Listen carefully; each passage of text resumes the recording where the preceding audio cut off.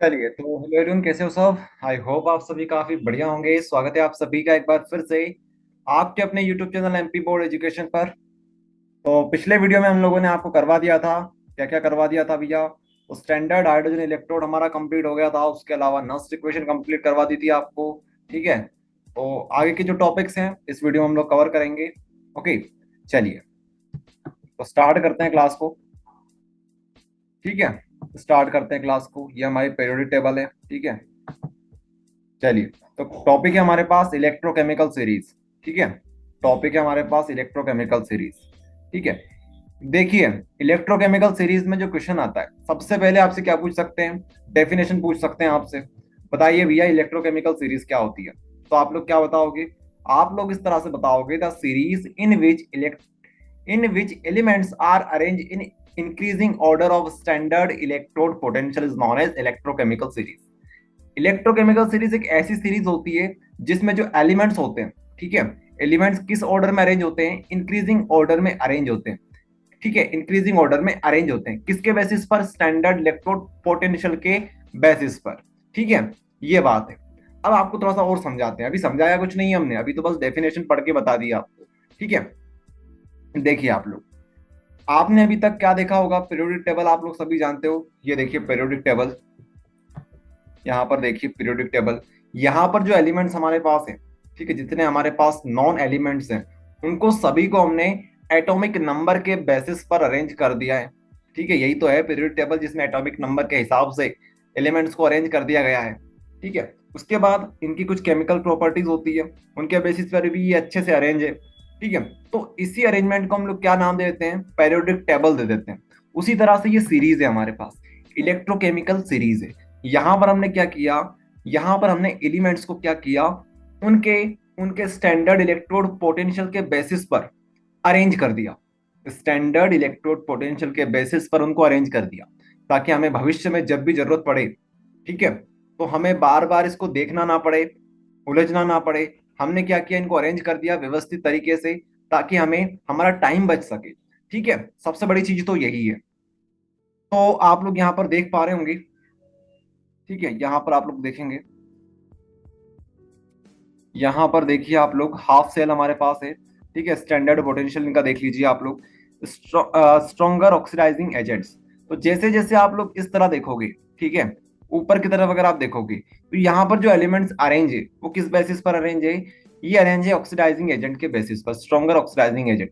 मतलब जो नीचे वाले हैं वो वीक ऑक्सीडाइजिंग एजेंट है, लेकिन जो टॉप वाले हैं वो स्ट्रॉन्ग ऑक्सीडाइजिंग एजेंट होते हैं। उसी तरह से यहाँ पर आप लोग उल्टे जाओगे तो कैसा होगा, अगर आप लोग टॉप से बॉटम की तरफ जाओगे तो स्ट्रॉन्ग रिड्यूसिंग एजेंट आपको मिलते जाएंगे। तो मतलब स्टार्टिंग में जो रहेंगे वो वीक रिड्यूसिंग एजेंट रहेंगे, लेकिन जब आप लोग सबसे नीचे पहुंच जाओगे तो आपको क्या मिलेगा, आपको स्ट्रॉन्ग रिड्यूसिंग एजेंट मिल जाएगा। ओके, तो ये बात है। आप लोग वैल्यूज देख सकते हो यहाँ पर, किसी भी चीज की वैल्यू आपको याद करने की जरूरत नहीं है। ओके, वैल्यू अगर आपको याद करनी है तो सिर्फ इसकी याद कर लो। ठीक है, ये वैल्यू आप लोग याद कर लो। हाइड्रोजन जो होता है, आपने सुना होगा स्टैंडर्ड हाइड्रोजन इलेक्ट्रोड के बारे में, पिछले वीडियो में आपको हमने कंप्लीट करवाया था। वहां पर जिसका इलेक्ट्रोड पोटेंशियल होता है कितना होता है, जीरो होता है। ठीक है, तो आप लोग ये याद कर लेना, ये ऑब्जेक्टिव में पूछा जा सकता है। ठीक है, तो एक सीरीज होती है, इतना आप लोग समझ लो, जहां पर जहां पर एलिमेंट्स किस बेसिस पर अरेंज होते हैं, उनके स्टैंडर्ड इलेक्ट्रोड पोटेंशियल के बेसिस पर अरेंज होते हैं। ठीक है, अगर आप लोग ये सीरीज अच्छे से करना चाहो, वैसे करने की जरूरत नहीं है, यहाँ पर सब कुछ लिख दिया है हमने, बस समझ लो इसको, देख लो एक बार, बाकी इसमें ज्यादा कुछ नहीं है। क्वेश्चन आपको समझा दिया, 2 नंबर में आता है, तो आपको इस तरह से डिफाइन करना है। अगर आपसे एप्लीकेशन पूछे तो क्या करोगे, एप्लीकेशन अगर आपसे पूछे कि बताओ इसकी एप्लीकेशन क्या क्या है, तो सबसे पहली एप्लीकेशन यही है, determination of EMF of cell. तो आप लोग ईएमएफ निकाल सकते हो, ईएमएफ और पोटेंशियल लगभग लगभग सेम ही होता है केमिस्ट्री की लैंग्वेज में। तो ठीक है, फिजिक्स में थोड़ा सा हम लोग अंतर बता देते हैं, लेकिन हम लोग केमिस्ट्री पढ़ रहे हैं तो ज्यादा फिजिक्स पे बात नहीं करेंगे। ओके, जब फिजिक्स आपको पढ़ाएंगे तब बता देंगे ईएमएफ और पोटेंशियल में क्या अंतर होता है। अभी आप लोग ये समझो दोनों सेम ही होते हैं। तो determination of EMF of cell, तो भैया टेबल किसकी है, पोटेंशियल के ऊपर तो बनी हुई है, तो पोटेंशियल आप लोग यहाँ से पता कर सकते हो। उसके बाद आप लोग रिडॉक्स रिएक्शन की फिजिबिलिटी को यहाँ से प्रिडिक्ट कर सकते हो। ठीक है, कि ये रिएक्शन फिजिबल होगी या नहीं होगी, ये आप लोग बता सकते हो। रिडॉक्स रिएक्शन समझते हो क्या होती है, जहां पर रिडक्शन भी होता है साथ में ऑक्सीडेशन भी होता है। ओके, तो देखिए यहाँ पर यहां पर हमें पता है, यहां पर हमें पता है, अगर मान लो हमने कुछ ऐसे केमिकल ले लिए जो दोनों के दोनों ऑक्सीडाइजिंग एजेंट हो गए। सो थोड़ी देर के लिए मान लीजिए दोनों के दोनों कैसे हैं, दोनों के दोनों ऑक्सीडाइजिंग एजेंट हैं। तो हमने एलिमेंट लिए, अब इनकी वजह से हमने क्या बनाया, इनसे हमने एक रिडॉक्स रिएक्शन कंप्लीट करी। तो क्या कंप्लीट होगी? नहीं होगी। उसमें एक ऑक्सीडाइजिंग चाहिए, एक रिड्यूसिंग चाहिए। तो आप लोग यहां से पता कर सकते हो, एक अच्छा स्ट्रॉन्ग ऑक्सीडाइजिंग ले लो, एक अच्छा रिड्यूसिंग एजेंट ले लो, ठीक है। तब जाके हमारी क्या कंप्लीट होगी, एक रिडॉक्स रिएक्शन कंप्लीट होगी। ठीक है, तो इस तरह से आप लोग बता सकते हो। तो आप लोग यहां से इसकी वजह से क्या पता लगा सकते हो कि रिडॉक्स रिएक्शन फिजिबल होगी या नहीं होगी, ये आप लोग प्रिडिक्ट कर सकते हो। ठीक है, एप्लीकेशन समझ में आ गई। उसके बाद आगे देखिए, कैरेक्टरिस्टिक्स। कैरेक्टरिस्टिक्स, ठीक है। तो क्या होगी भैया इसकी कैरेक्टरिस्टिक्स? यही होती है जो भी आपको थोड़ी देर पहले बताई। पहला आप लोग ये बता दोगे कि this series represent the standard electrode potential elements, ठीक है। तो एस एच ई मतलब स्टैंडर्ड इलेक्ट्रोड पोटेंशियल हम लोग को बोलना चाहिए। तो इससे आप लोग बता सकते हो ये रिप्रेजेंट करती है इसको। सेकेंड पॉइंट आप लोग देखोगे, in the electrochemical series all the reducing potentials are given on hydrogen scale whose E naught, ठीक है। ई नोट मतलब standard electrode is taken as zero. तो आपको बता रखा हमने एस एच ई जो होता है उसको हमने क्या मान रखा है, जीरो मान रखा है। उसी के बेसिस पर, एस एच ई के बेसिस पर ये टेबल बनाई गई है। ठीक है, एस एच ई जो होता है स्टैंडर्ड इलेक्ट्रोड पोटेंशियल, ठीक है, स्टैंडर्ड हाइड्रोजन इलेक्ट्रोड बोलना चाहिए हमें, जो होता है, ठीक है, वो एक क्या होती है, रेफरेंस इलेक्ट्रोड होती है। पता है आप सभी को, पिछले वीडियो में हमने आपको बताया था। तो उसके बेसिस पर ही इसको तैयार किया गया है, इस सीरीज को। ठीक है, ये बात यहां पर बताई जा रही है। आया समझ में? देखिए, अगर आप लोग इंटरनेट पे जाओगे, कैरेक्टरिस्टिक्स लिखोगे, एप्लीकेशन लिखोगे, तो काफी सारी ऐसी एप्लीकेशन आ जाएगी जो आपको समझ में नहीं आएगी, और इस वजह से आप लोग ये टॉपिक को छोड़ दोगे। लेकिन हमने अपने नोट्स में ऐसी ऐसी एप्लीकेशन लिखी है, ऐसी ऐसी कैरेक्टरिस्टिक लिखी है जो आसानी से याद हो जाए, और बिल्कुल इजी लैंग्वेज में लिखी है।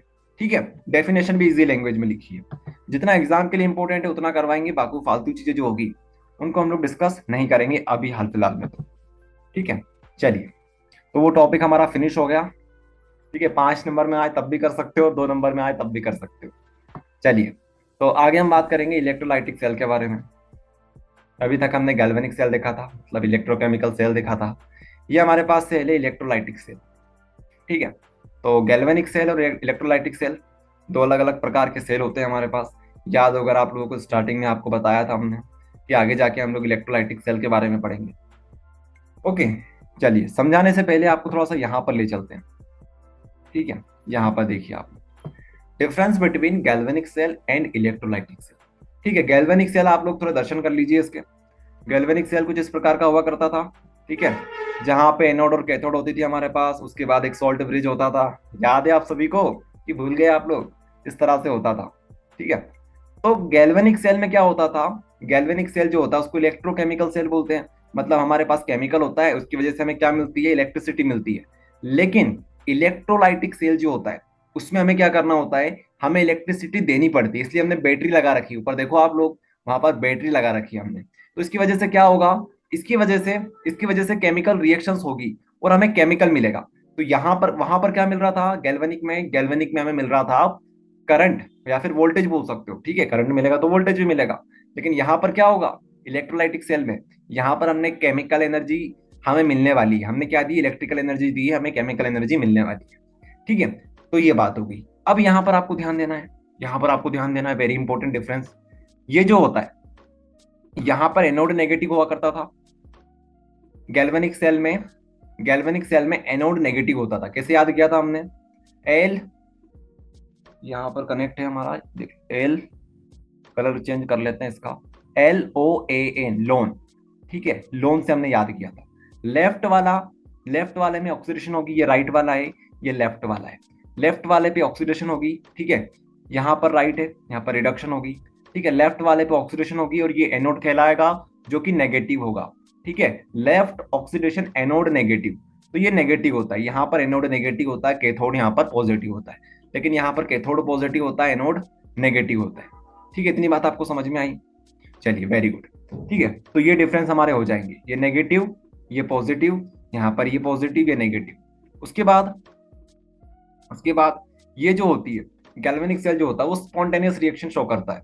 मतलब ये कि यहाँ पर क्या होगा, केमिकल रिएक्शन ऑटोमेटिक होगी और हमें इलेक्ट्रिसिटी मिल जाएगी।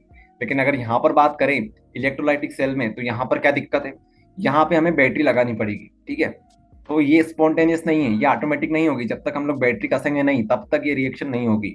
ठीक है, तो ये स्पॉन्टेनियस है, ये नॉन स्पॉन्टेनियस है। स्पॉन्टेनियस मतलब फिजिबल, ठीक है, ऑटोमेटिक हो जाना।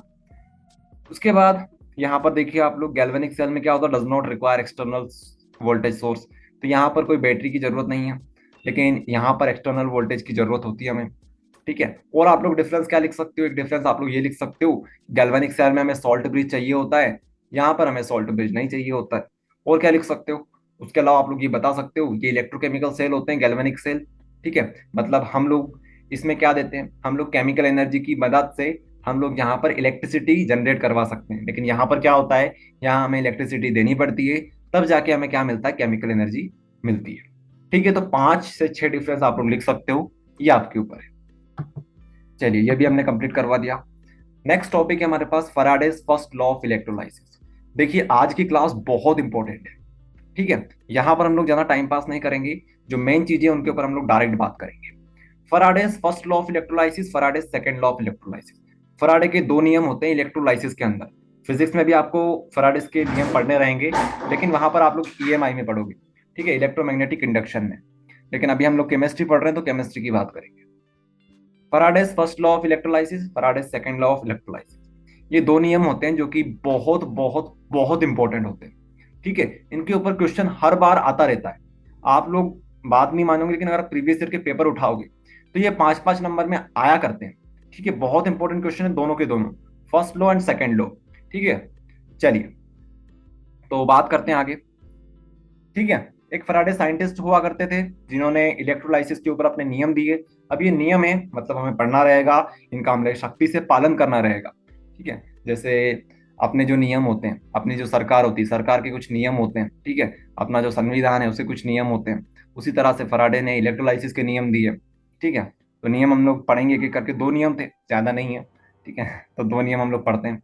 पहला नियम क्या बोलता है, the mass deposit on any electrode, the mass deposit on any electrode is directly proportional to the charge passed through the circuit।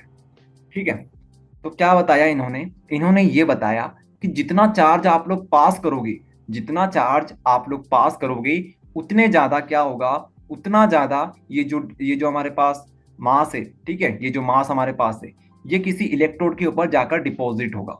ठीक है, ये बताया इन्होंने कि जितना चार्ज आप लोग पास करोगे, उतना ज्यादा मास किसी भी इलेक्ट्रोड के ऊपर जाकर डिपॉजिट होगा। समझ में आया? नहीं समझ में आया तो एक बार और रिपीट करते हैं। देखिए, हम लोग जानते हैं केमिकल के अंदर, मतलब जो हमारे पास कंटेनर होता है, उसके अंदर कुछ सॉल्यूशन होता है। ठीक है, तो उस सॉल्यूशन में क्या होते हैं, जो आयंस होते हैं, कोई एक आयन क्या होता है, किसी एक इलेक्ट्रोड के ऊपर जाकर चिपक जाता है। ठीक है, तो हम लोग क्या बता पाएंगे, हम लोग ये बता पाएंगे यहाँ पर कि कितनी स्पीड से ये यहाँ पर डिपॉजिट होंगे किसी भी इलेक्ट्रोड के ऊपर। तो वो डिपेंड करेगा कि कितना चार्ज आप लोग पास कर रहे हो। ठीक है, जितना ज्यादा चार्ज पास करोगे, उतना ज्यादा उतना ज्यादा उतना ज्यादा मास यहाँ पर जाकर डिपॉजिट होगा। ठीक है, अगर यहाँ पर गैस हुई तो गैस के ऊपर भी बता सकते हो। वैसे गैस का क्वेश्चन आपसे नहीं पूछा जाएगा, लेकिन अगर यहाँ पर कुछ गैस होती है तो गैस क्या होती है, लिबरेट होती है। ठीक है, निकल जाती है। लेकिन गैस की हम लोग बात नहीं करेंगे, अभी हम लोग डायरेक्ट इसके ऊपर ही बात करते हैं, मास के ऊपर। ओके, चलिए तो मान लेते हैं W हमारे पास क्या है, मास है या फिर वेट है। आप मास बोल दीजिए, वेट बोल दीजिए, लगभग लगभग बात एक ही होती है, टेंशन वाली कोई बात नहीं है। ठीक है, तो हम क्या बोलेंगे कि जितना मास जितना वेट डिपॉजिट होगा, वो डायरेक्टली प्रोपोर्शनल रहेगा क्यू के, where Q is any charge. ठीक है, जितना चार्ज हम लोग पास करेंगे, उतना वेट डिपॉजिट होगा। ये बात इन्होंने बताई। कोई खास नियम नहीं है अगर देखा जाए तो, हम भी जानते हैं जितना चार्ज पास करेंगे उतना मास डिपॉजिट होगा। बताइए, ठीक है। चलिए, तो हम लोग क्या लिखेंगे, W is directly proportional to Q। उसके बाद W लिखेंगे हम लोग। अब प्रोपोर्शनलिटी का साइन हटता है तो क्या आता है, एक इक्वल टू का साइन आता है। अरे एक इक्वल टू का साइन आता है, और क्या आता है, एक कांस्टेंट आता है, और हम लोग यहाँ पर Q लिख देंगे। अब यहाँ पर ये कांस्टेंट K नहीं आता है, इस K की जगह हम लोग लिखते हैं Z। ठीक है, Z लिखते हैं हम लोग। अब ये जो Z है, Z को क्या बोला जाता है, Z को बोला जाता है इलेक्ट्रोकेमिकल इक्विवेलेंट। इलेक्ट्रोकेमिकल इक्विवेलेंट इसका नाम है। ठीक है, इक्विवेलेंट का ये सिंबल है। क्यों इसको इक्विवेलेंट बोला जाता है, क्यों इलेक्ट्रोकेमिकल बोला जाता है? तो इलेक्ट्रोकेमिकल तो आप समझ गए होंगे, ठीक है, इलेक्ट्रिसिटी केमिकल की यहाँ पर बात हो रही है। इक्विवेलेंट इसलिए बोला जाता है क्योंकि जो इसकी वैल्यू होती है, कांस्टेंट की भी एक वैल्यू होती है जो कि इक्विवेलेंट मास के ऊपर और फराडेस के ऊपर डिपेंड करती है, ठीक है। Equivalent mass upon Faraday's constant is known as Z, well Z is electrochemical equivalent, ठीक है। इतनी बात आपको समझ में आई? तो हमने यहां पर इतना कर चुके हैं कि W is equals to Z Q। अब आप लोग बताइए Q क्या होता है? Q चार्ज होता है, ठीक है। Q क्या होता है? चार्ज होता है, जिसकी वैल्यू क्या होती है? IT होती है, where I is current, T is time, I is current, T is time. तो हम लोग इसको इस तरह से भी लिख सकते हैं क्या? Q की वैल्यू हम लोग क्या लिख सकते हैं? IT लिख सकते हैं। तो यहाँ पे हो जाएगा ZIT, ठीक है, ZIT। इस तरह से आप लोग लिख सकते हो, ठीक है। कौन आई थी? तो ZIT, ओके। इस तरह से आप लोग बता सकते हैं। आया समझ में? तो ये खत्म हो गया भैया हमारा फराडे का पहला नियम, ओके। देखो कितना सिंपल है, कितना सिंपल है, बताओ। फराडे का पहला नियम खत्म हो गया। इस तरह से आपको लिखना है एग्जाम में, बिल्कुल नोट्स के साथ आपको समझा रहे हैं, ठीक है। चलिए आगे बात करेंगे फराडे के दूसरे नियम के ऊपर। यहाँ पे आपको समझना जरूरी है, ठीक है, थोड़ा ध्यान से देखिएगा इसको, ठीक है। बहुत सारे बच्चे कंफ्यूज हो जाते हैं इसमें, तो जो चीजें आपको बताएंगे उसको ध्यान से सुनिएगा, ओके। चलिए तो पढ़ेंगे आप लोग मेरे साथ Faraday's second law of electrolysis. Definition आपको पढ़ के सुना रहे हैं, सुनिएगा ध्यान से। Faraday's second law of electrolysis, when same quantity of charge, sorry same quantity of current passes through the solution of different electrolyte। इतनी बात आप लोग समझिए, और आप क्या समझोगे इतने में? when same quantity of charge, sorry same quantity of current, bar bar charge निकल रहा है, when same quantity of current passes through the solution, passes through the solution of different electrolyte। तो इसका मतलब ये हो गया कि हमें दो अलग अलग डिफरेंट डिफरेंट इलेक्ट्रोलाइट लेनी पड़ेगी, ठीक है। हमको क्या लेनी पड़ेगी? दो अलग अलग इलेक्ट्रोलाइट लेनी पड़ेगी। इसको क्लीन करते हैं क्योंकि रेड कलर में मजे नहीं आएंगे, व्हाइट कलर में बना लेते हैं। तो हमने दो अलग अलग इलेक्ट्रोलाइट बना ली, यहाँ पर अलग बना लेते हैं, यहाँ पर अलग बना लेते हैं, ठीक है। आप लोग समझ सकते हो गैल्वेनिक सेल की तरह, ठीक है, जहाँ पर दो अलग अलग हम लोग ले रहे थे। लेकिन यहाँ पर हम लोग बात किसी करेंगे, यहाँ पर हम लोग इलेक्ट्रोलाइसिस की बात करेंगे, ठीक है, इलेक्ट्रोलाइटिक सेल की बात करेंगे, क्योंकि हमें चार्ज पास करना रहेगा यहाँ पर, ओके। तो यहाँ पर थोड़ी देर के लिए मान लेते हैं जिंक वाला ये कॉपर वाला है, ठीक है। जिंक वाला और कॉपर वाला दो बन गया अलग अलग। तो हम लोग क्या बोल रहे हैं कि इनमें दोनों में क्या करिए आप लोग, इनमें काम करिए, इनमें सेम क्वांटिटी का चार्ज पास करिए, ठीक है। सेम क्वांटिटी का चार्ज आप लोग इसमें पास करिए। सेम क्वांटिटी मतलब दोनों में बराबर चार्ज जाएगा, दोनों में कैसा चार्ज आएगा? बराबर चार्ज जाएगा। ये बात यहाँ पर बताई जा रही है, ठीक है। दोनों दोनों इलेक्ट्रोलाइट में बराबर से क्या जाएगा? करंट जाएगा, वेरी सॉरी, करंट जाएगा। यहाँ पर आप लोग देख लीजिएगा, करंट निकल जाए कभी मुंह से, तो चार्ज निकल जाए तो आप लोग करंट समझिएगा, क्योंकि यहाँ पर करंट की बात करेंगे, ठीक है। Current current current current current, okay. अगर चार्ज गलती से भी निकल जाए तो आपको ध्यान नहीं देना है, आपको करंट ही समझना है। किसकी बात कर रहे हैं हम? फैराडे की सेकंड लॉ की बात कर रहे हैं, ओके। चलिए, तो जब हम लोग सेम क्वांटिटी का चार्ज दो अलग अलग इलेक्ट्रोलाइट में पास करेंगे तो क्या होगा? तो क्या होगा? तो क्या होगा भैया? Through the solution of different electrolyte connected in a series. अब इन दोनों को आपको सीरीज में कनेक्ट करना है। सीरीज में क्या होता है? करंट सेम होता है। सीरीज का मतलब होता है बिल्कुल एक साथ कनेक्ट कर देना। एक होता है सीरीज, एक होता है पैरेलल। अगर आप लोग फिजिक्स में पढ़ रहे होंगे तो एक होता है सीरीज, एक होता है पैरेलल, ओके। सीरीज और एक पैरेलल आपको फिजिक्स में ही पढ़ाता हूँ, ओके। तो फिजिक्स का टॉपिक अभी हमने स्टार्ट नहीं किया है, सीरीज और पैरेलल, लेकिन अगले वीडियो में ट्राई करेंगे, उसको भी करवा देंगे, ठीक है। तो अपना जो फिजिक्स है उसमें चैप्टर नंबर 2 में आप लोग पढ़ते हो सीरीज पैरेलल, उसके अलावा चैप्टर 3 में भी पढ़ते हो, आगे भी पढ़ते हो आप लोग, लेकिन 2 से स्टार्ट हो जाते हैं सीरीज और पैरेलल। वैसे अगर आप लोगों ने क्लास 10th में पढ़ रखा हो, ठीक है, रेजिस्टेंस आपने पढ़ा होगा, एक सीरीज होता है, एक पैरेलल होता है, ठीक है। तो सीरीज में क्या होता है? चार्ज जो होता है, करंट जो होता है वो सेम होता है, ओके। तो सीरीज में हमने इसको कनेक्ट कर दिया। अब बात आती है मास की, क्योंकि हम लोग इसके ऊपर ही तो बात कर रहे हैं, मास के ऊपर। तो मास कैसे डिपॉजिट होगा इस समय? तो mass is directly proportional to equivalent weight, equivalent weight. ये बात यहां पर बताएगी। आप समझे या नहीं समझे? कुछ समझे दया?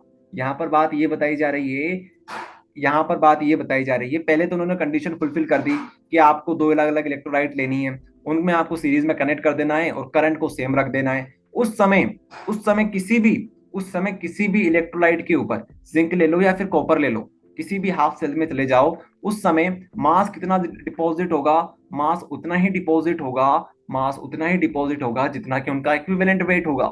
अब आप अब आपको ये समझ में आना चाहिए इक्विवेलेंट वेट क्या होता है। इक्विवेलेंट वेट आप लोगों को याद नहीं है तो याद कर सकते हो नॉर्मलिटी में। नॉर्मलिटी में आपको बताया था हमने, इक्विवेलेंट वेट भी बताया था और ग्राम इक्विवेलेंट वेट भी बताया था। याद है कुछ? Molecular mass upon valency factor, तो वही तो होता है इक्विवेलेंट मास। इक्विवेलेंट वेट बोल दो या मास बोल दो, एक ही बात है। ओके, तो हम लोग क्या बोलेंगे?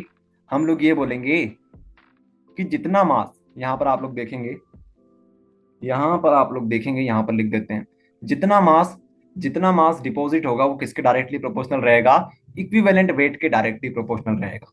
ओके, तो पहले वाले की बात करेंगे तो W1 is equals to E1 रहेगा।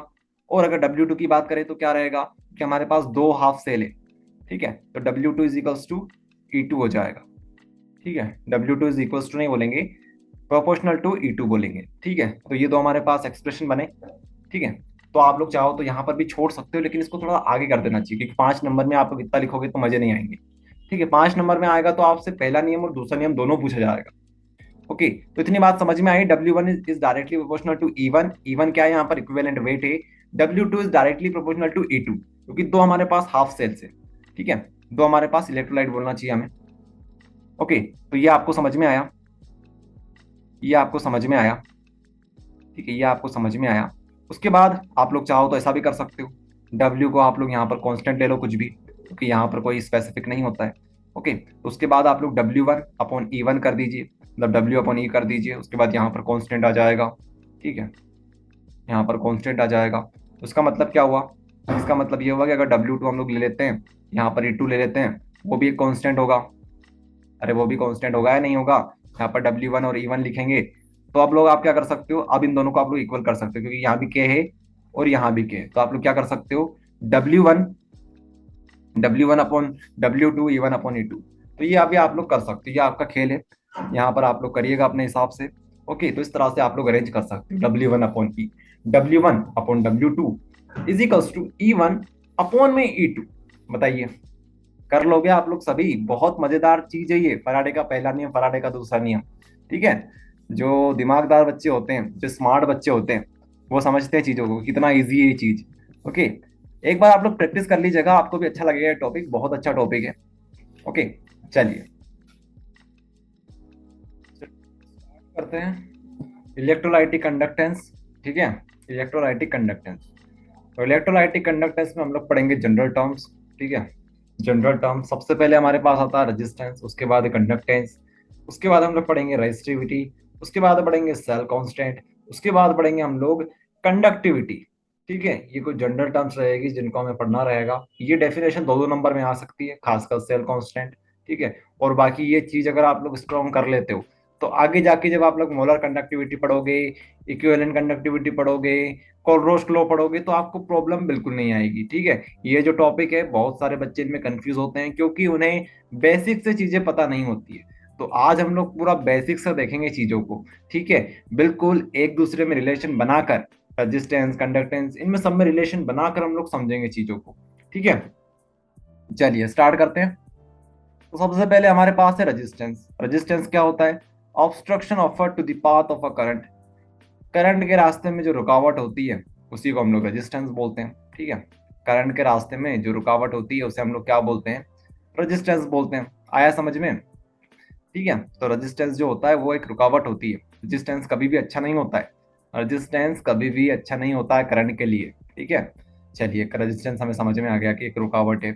उसके बाद कंडक्टेंस। कंडक्टेंस क्या होता है? कंडक्टेंस का मतलब होता है, कंडक्टेंस जो होता है वो रेसिप्रोकल होता है रेजिस्टेंस के। ठीक है, रेजिस्टेंस को हम लोग आर से डिनोट करते हैं, तो कंडक्टेंस जो होगा जिसको सी से हम लोग रिप्रेजेंट करते हैं वो रेसिप्रोकल होता है आर के। समझे इसको? अगर किसी वायर का कंडक्टेंस अच्छा है, इसका मतलब है वो इलेक्ट्रिसिटी को अच्छे से कंडक्ट कर सकता है। ठीक है, अच्छे से इलेक्ट्रिसिटी को कंडक्ट कर सकता है, तो इसका मतलब ये हुआ कि जितना अच्छा कंडक्टेंस होगा वो वायर उतना ही अच्छा होगा। अरे किसी वायर का कंडक्टेंस अगर अच्छा है तो इसका मतलब तो यही हुआ, इसका मतलब यही हुआ कि वो वायर इतना अच्छा है वायर है। ओके, तो जितना रेजिस्टेंस कम होगा, जितना रेजिस्टेंस कम होगा उतना ज्यादा हमारे पास कंडक्टेंस अच्छा होगा उस वायर का। ठीक है, इतनी बात हमें समझ में आ गई। ठीक है, इसको आर से रिप्रेजेंट करते हैं, इसको सी से रिप्रेजेंट करते हैं। ये जस्ट रेसिप्रोकल होता है आर की। ओके, इसकी यूनिट क्या होती है? ओम होती है।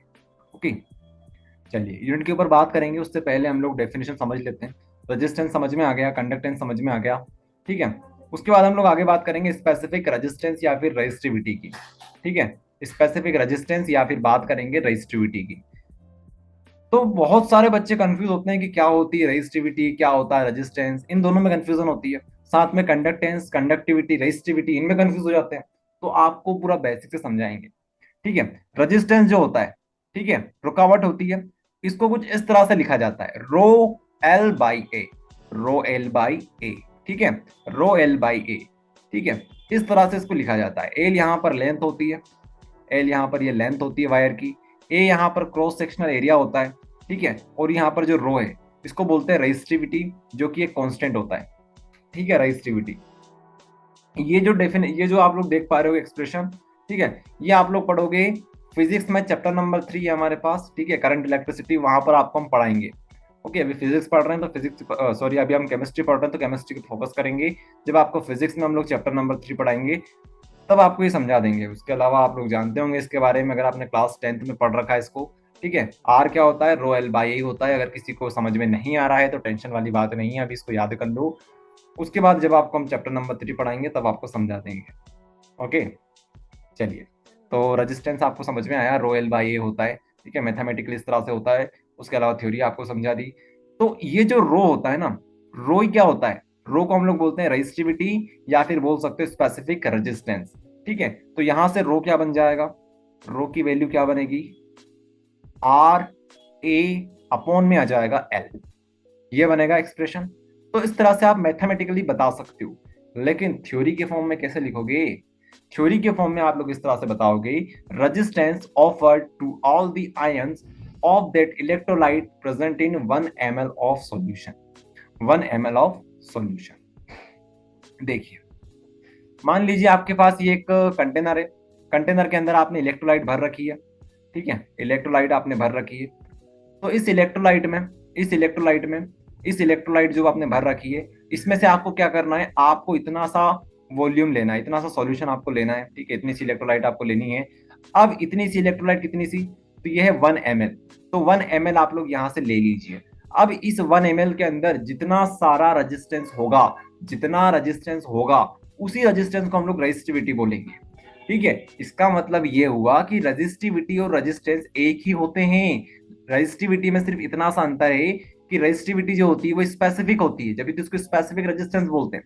रेजिस्टिविटी सिर्फ और सिर्फ हम लोग 1 ml की काउंट करते हैं, जबकि रेजिस्टेंस सब कुछ होता है। ठीक है, ये बात होती है। उसके अलावा और क्या बताएं आपको? यहाँ पर आपको प्रॉब्लम ये आ रही होगी कि यार ये छोटा सा हमने लिया है 1 ml, इसका रेजिस्टेंस हम लोग निकालेंगे, तो यहाँ पर अंदर क्या चल रहा है?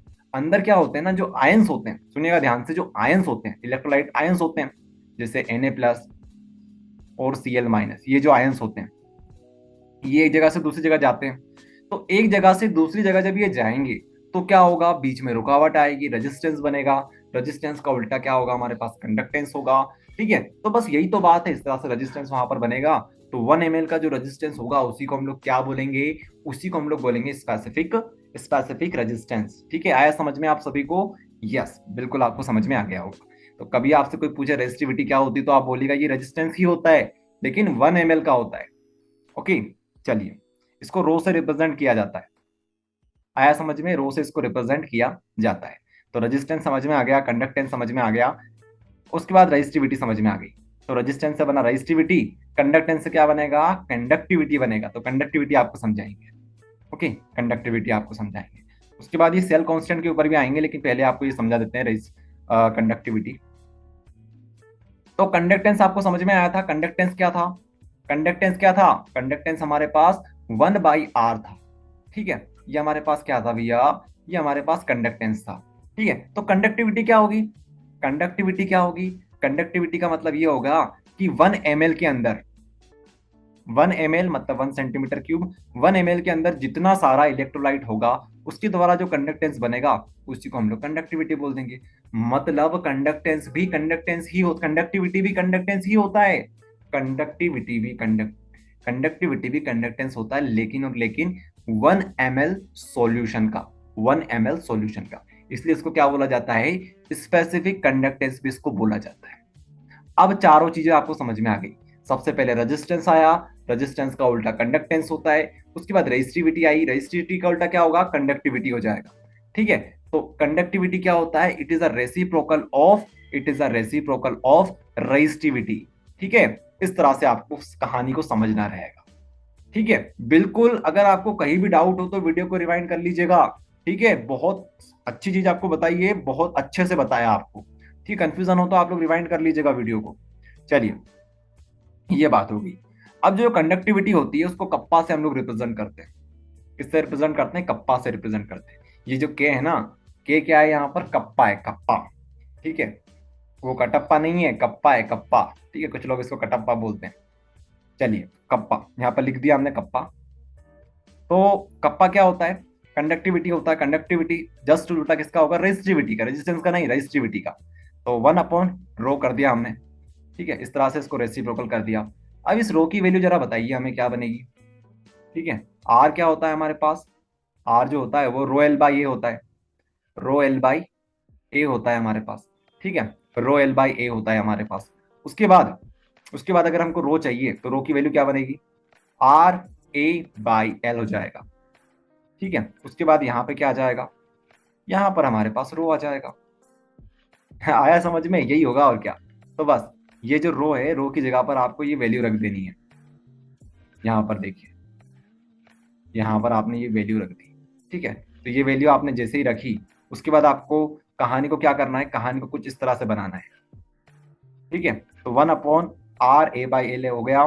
तो आप लोग क्या लिख सकते हो, उसको 1/r लिख सकते हो। ठीक है, और मल्टीप्लाई करोगे, एल ऊपर चला जाएगा, ए नीचे आ जाएगा। तो 1/r हो गया, l/a हो गया, 1/r हो गया, l/a हो गया, 1/r हो गया, l/a हो गया। ध्यान से सुनिएगा, 1/r हो गया इंटू l/a हो गया। ठीक है, चलिए, तो यहां पर हम लोग कहानी को रोकेंगे, यहां पर एक कहानी को हम लोग रोकेंगे। यहां पर आपको इतना इतना समझ में आ जाना चाहिए, कुछ हमने ज्यादा नहीं किया, वैल्यू पुट करी है। इस तरह से हम लोग कंडक्टिविटी को बताया है। ठीक है, चलिए, तो कहानी को हम लोग रोक रहे हैं यहाँ पर, फिर से आएंगे यहाँ पर। ठीक है, फिर से आएंगे यहाँ पर। उससे पहले ये देख लीजिए, हमने रेजिस्टेंस समझाया था जिसको आर से रिप्रेजेंट किया जा सकता है, इसकी यूनिट ओम होती है। कंडक्टेंस क्या होता है, कंडक्टेंस रेजिस्टेंस का उल्टा होता है, इसको सी से रिप्रेजेंट किया जाता है।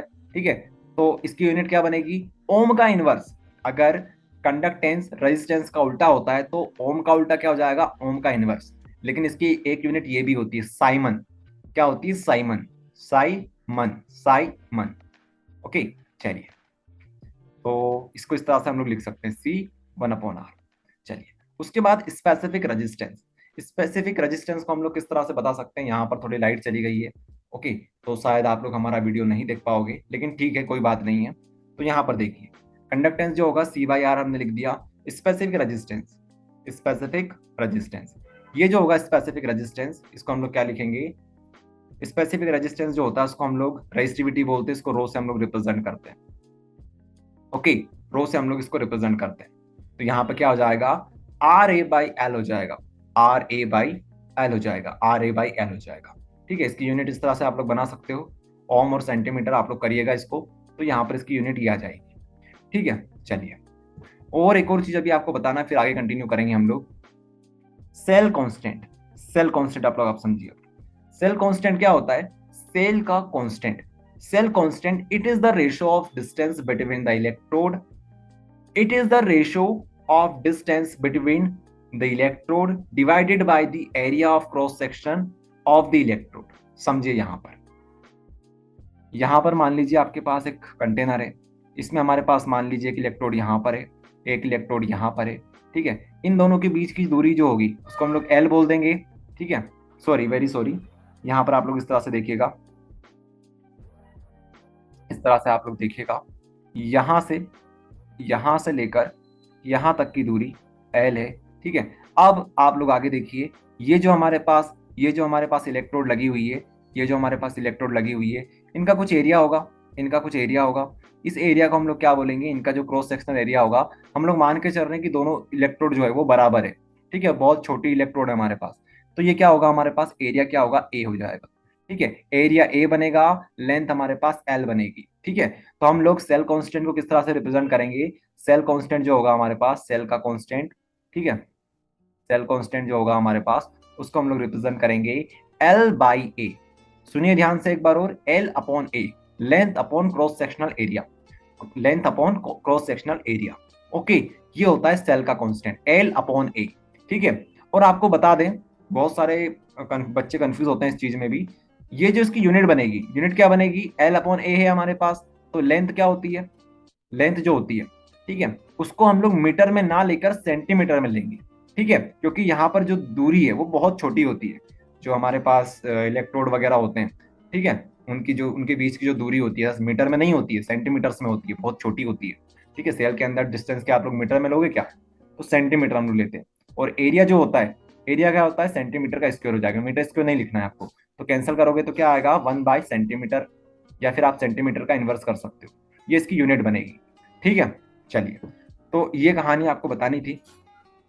आ जाइए यहाँ पर, जहां पर आपको हमने रोका था, यहां पर हमने आपको रोका था।